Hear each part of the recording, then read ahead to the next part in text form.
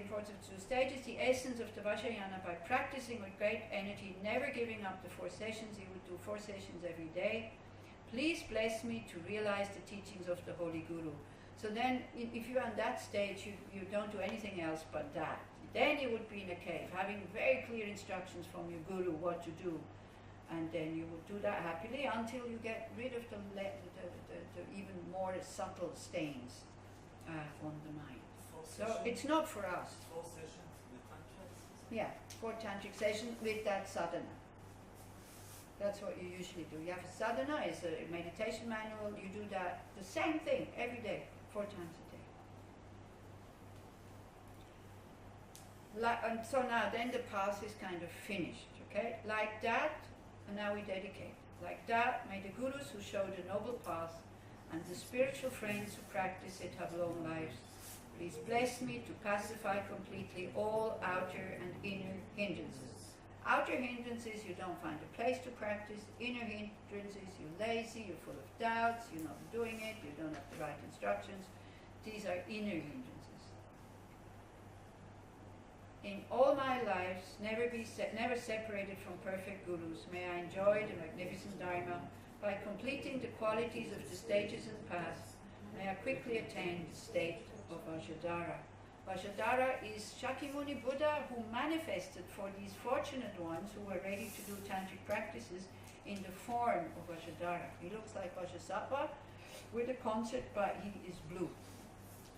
So that's Shakyamuni Buddha in his tantric aspect. Okay? That's it. It will not last. We will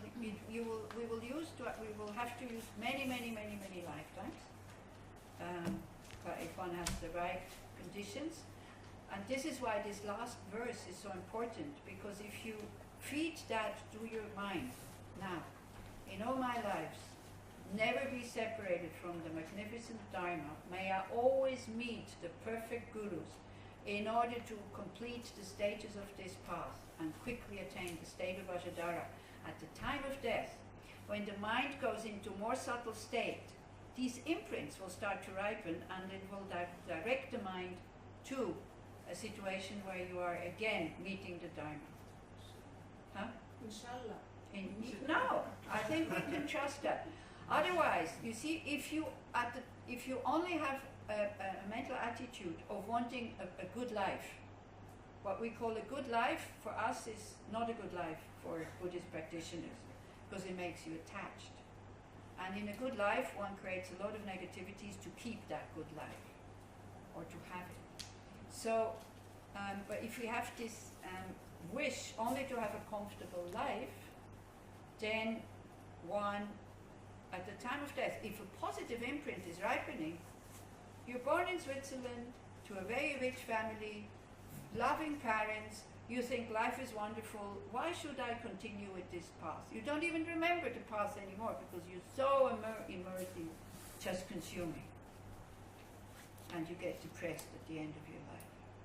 Or, even worse, you already have a lot of money and you use your power and your money to extract more money out of others by being very clever, stock market and all these kinds of things. Or selling your expensive things, like maybe having paintings from the Second World War from the Jews. It just happened to go into your family. You actually know it, but these Jews are all dead. And we have stolen art in Switzerland from that time. And then because money is not really giving you happiness, but you still think it should give me happiness, even you already have 5 millions, you need more millions, because you still don't have the happiness. So if you look in the same place, you accumulate wealth, and you don't care what you do, whether it's ethical or not. So this is why it's so stupid, to be non-ethical when it's not necessary. Sometimes it's life-threatening not being ethical. But very often, out of just carelessness, one thinks, and it's absolutely not necessary to lie or to do all these steal, cheat, whatever, do these other things. That's why we should be careful now, because not necessary. That's why we should accumulate all the virtues now, because we can. Okay, so this afternoon we have, now it's it's 12. Do you think for the Dana talk and giving telephones is enough, 40 minutes? I already talked about Dana, so they know they should put a lot of money in phones. Or if you want more time, maybe you can do it after No, because lunch is at 1 o'clock. And then we have 1 hour break at 2. Then it's 1 o'clock to 2 is Yeah, lunch. and then 2 until 3. And then 2 until 3, Nif is going to tell you about his project and the manager talk. Then 3:15, whatever questions you have, we can discuss until 4 o'clock, something like that, and then we do a last meditation on Tonglen with the 40 measurables. Huh? Yael is doing the Dana talk. So we do this Dana talk. Dana talk, giving telephones and all this you do now, I think. Can I stop recording? Yeah, Sorry.